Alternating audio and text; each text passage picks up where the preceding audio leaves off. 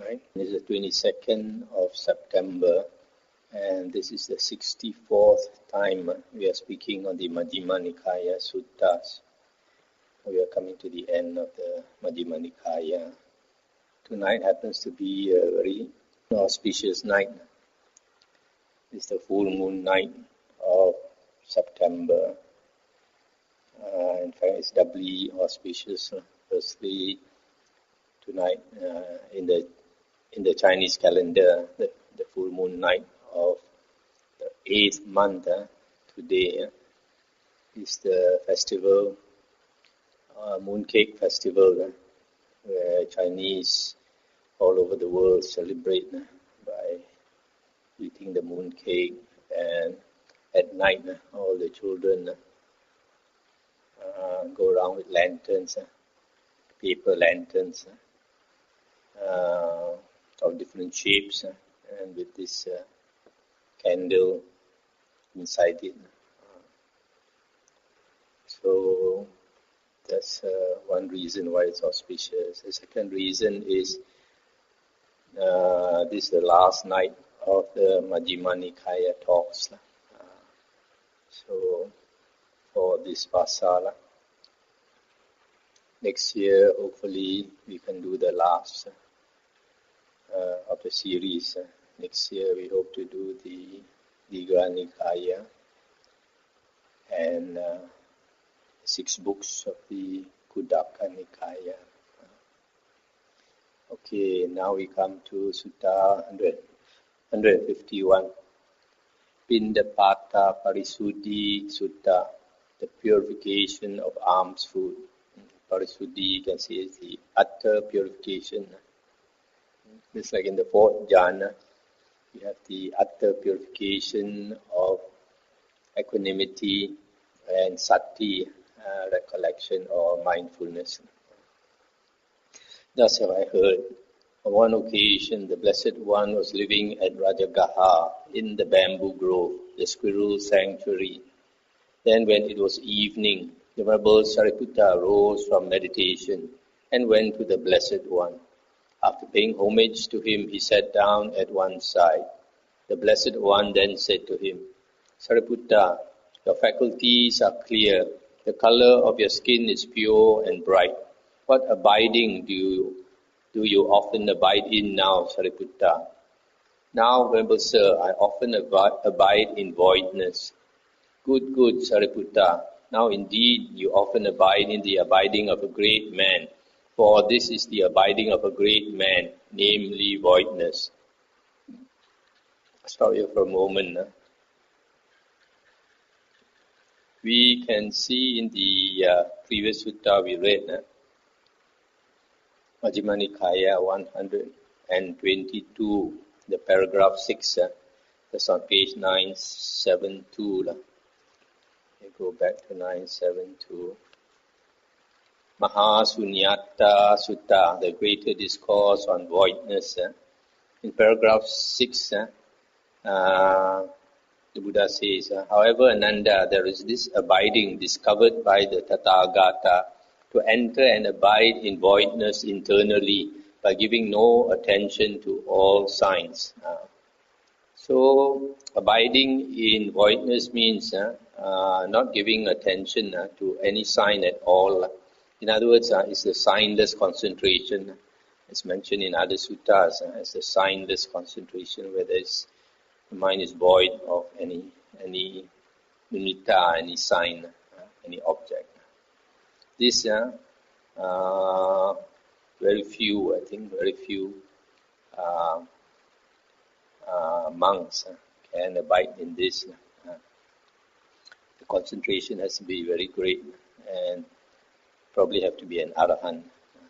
Now in the commentaries, the Majjhima Nikaya commentaries, he explains this abiding in voidness as the arahant's fruition of voidness.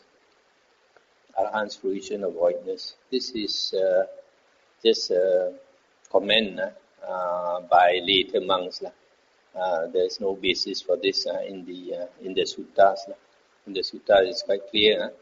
It's the signless concentration because there's no attention to any sign at all.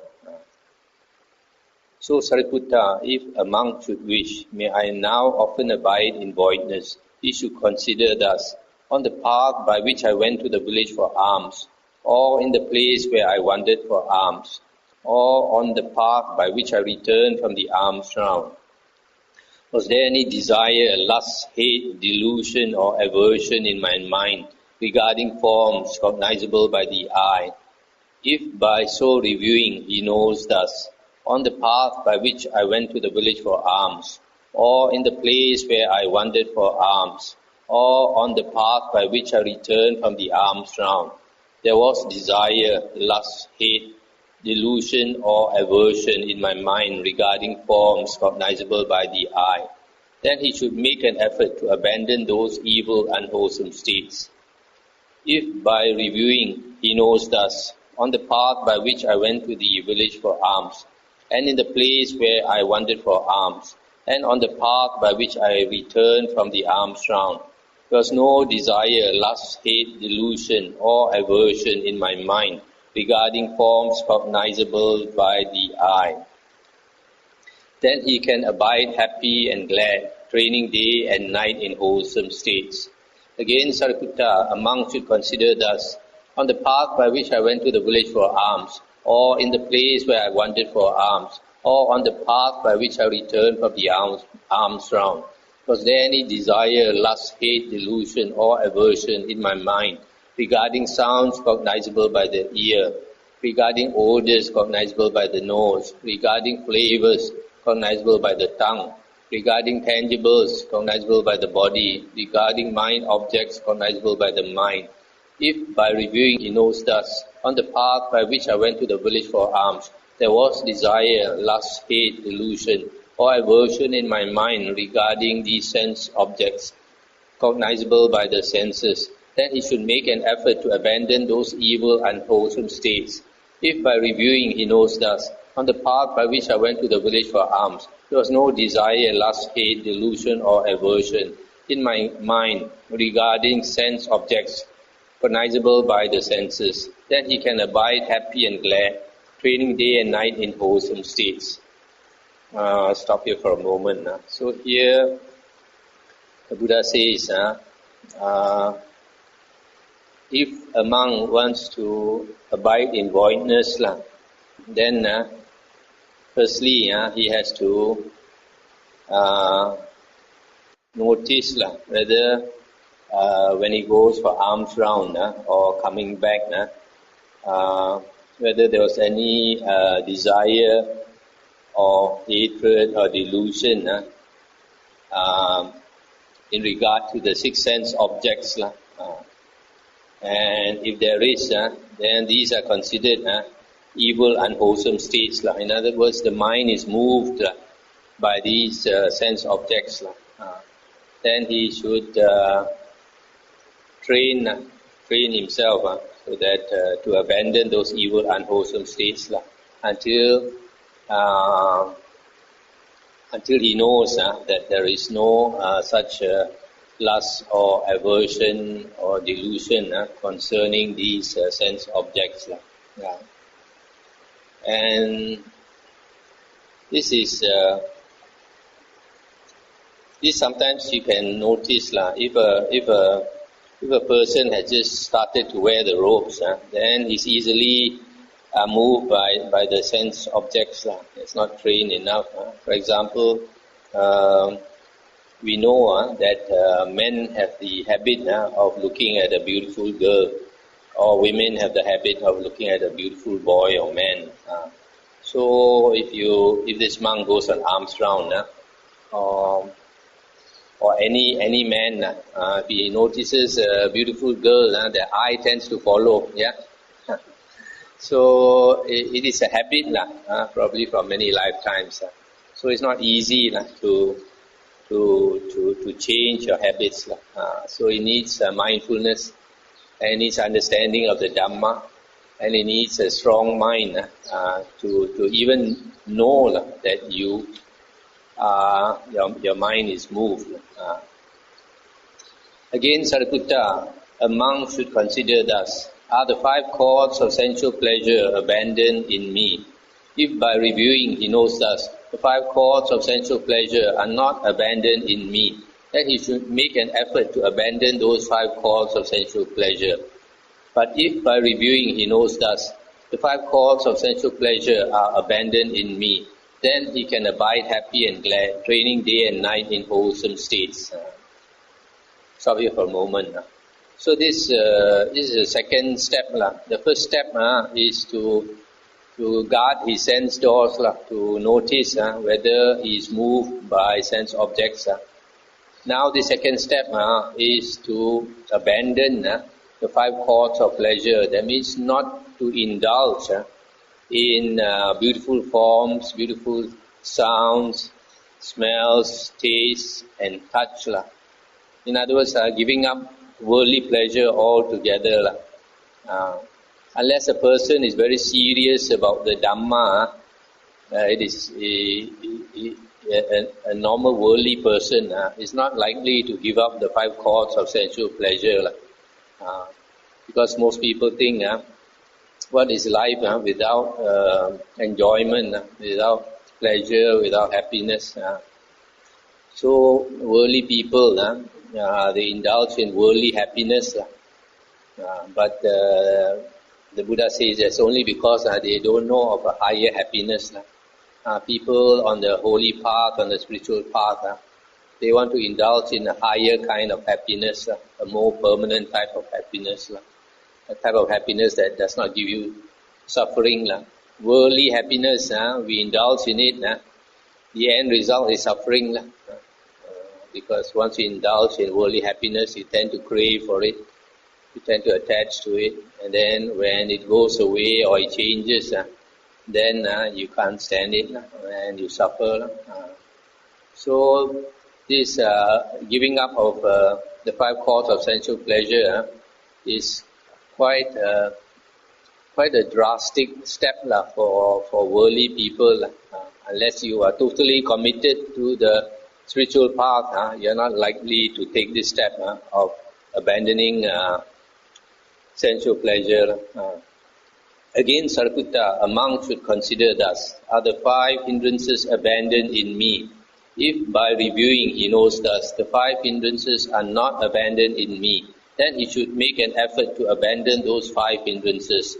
But if by reviewing he knows thus, the 5 hindrances are abandoned in me, then he can abide happy and glad, training day and night in wholesome states. Stop here for a moment. The 5 hindrances are abandoned when a person is just about to enter the first jhana. So you can say that the condition for abandoning the 5 hindrances is to attain at least the first jhana. And this a normal person will not attain, as just now we mentioned.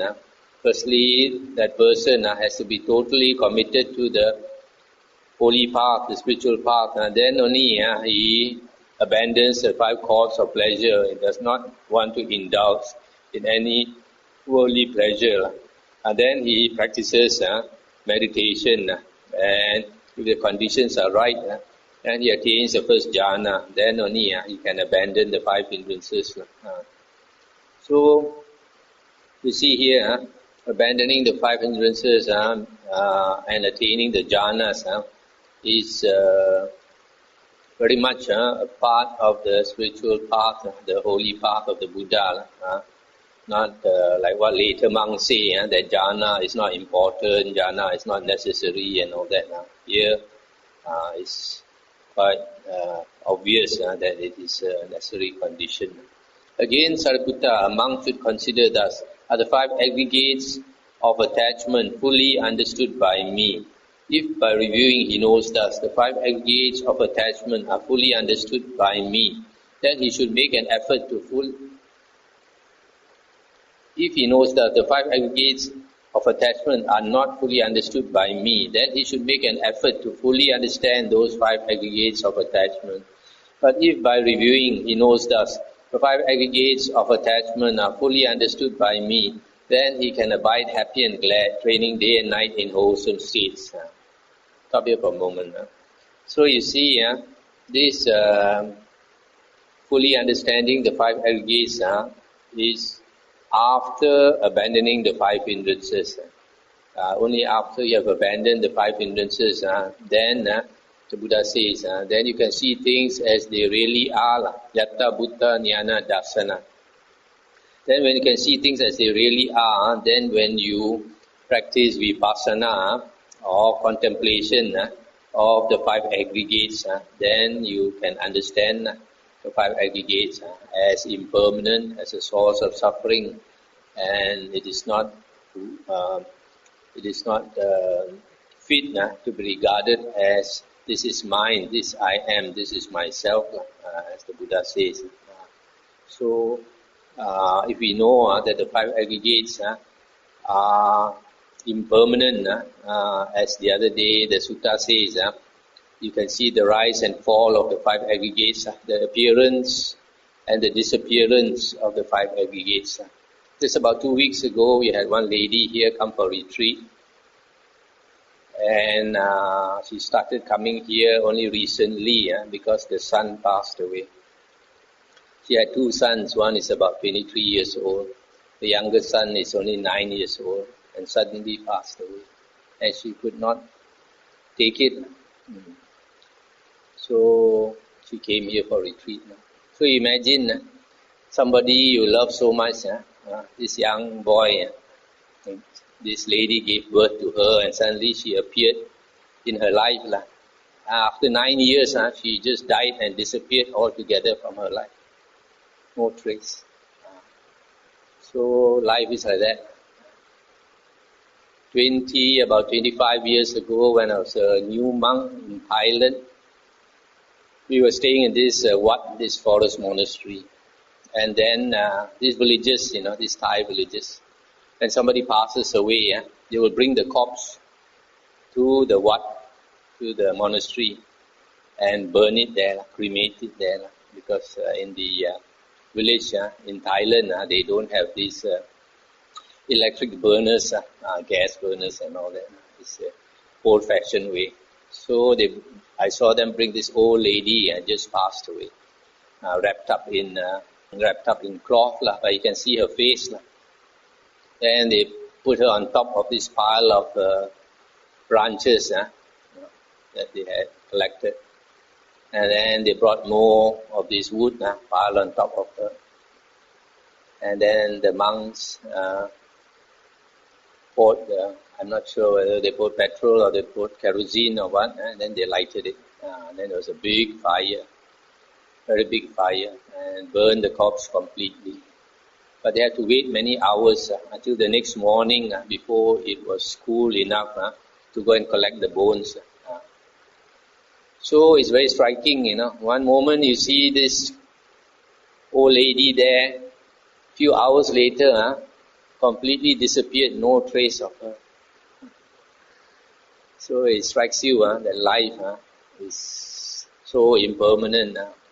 One moment you see somebody, another moment that person passes away, and 4 elements return to the 4 elements: earth, water, fire, wind, and no trace at all. For a few years there is the memory. After some time, even the memory also is gone. So it's good to see this type of cremation. It becomes strikes you how a person suddenly is there, suddenly is disappeared altogether. And you can see the nature of the 5 aggregates. Due to conditions, they arise, and you need sustaining conditions to keep the body alive, the body and the mind. And when the conditions are not sufficient, then this being dies, the 5 aggregates just fall apart. So because of that, the Buddha says the 5 aggregates are suffering, and what is impermanent is suffering, and something that is impermanent, suffering, bound to change. It's not fit to cling to it as I and mine. If you cling to it as I and mine, you're only asking for pain and suffering. Whether you like it or not, you still have to let go. Just like this lady, the son died. If she doesn't stop crying until all the tears are dried also, it will never come back again. Never come back. So we just have to accept now. There's no other choice. Life is this way. Life is painful. Again, Sariputta, a monk should consider thus. Are the four Satipatthanas or the four intense states of mindfulness developed in me? If by reviewing he knows thus, the four intense states of mindfulness are not developed in me, then he should make an effort to develop those four intense states of mindfulness. But if by reviewing he knows thus, the four intense states of mindfulness are developed in me, then he can abide happy and glad, training day and night in wholesome states. Again, Sariputta, a monk should consider thus, are the four right kinds of striving or the four right efforts developed in me? Are the four bases for psychic power developed in me? Are the five faculties developed in me? Are the five powers developed in me? Are the seven enlightenment factors developed in me? Is the noble eightfold path developed in me? Are samatha and vipassana, stilling of the mind and contemplation developed in me? If by reviewing he knows thus, samatha and vipassana are not developed in me, then he should make an effort to develop them.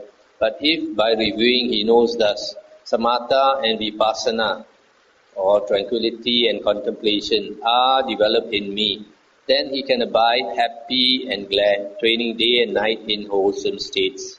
Stop here for a moment. So here, this part is talking about the Noble Eightfold Path. So a monk should consider how much of the Noble Eightfold Path he has developed. And if it's not complete, then he has to make further effort to completely develop the Noble Eightfold Path. And when the Noble Eightfold Path is fully developed, then the four Satipatthanas will have been fully developed, and the four Samappadhana will have been fully developed, and the four Iddhipada, and the five Indriya, and the five Bala, and the seven Bojjhanga, all these would have been fully developed. And then Samatha and Vipassana will occur, as mentioned in the previous sutta, will naturally occur in this person who has developed fully the Noble Eightfold Path. Again, Sariputta, a monk should consider thus. I'll stop here for a moment, going back to this one. So, I'd like you to see again, the Buddha says, all these have to be developed. The four Satipatthana, the four Samappadhana, the four Iddhipada, etc. In other words, the 37 Bodhipakya Dhamma. As I mentioned the previous night, that you cannot just practice the four Satipatthana without practicing the others.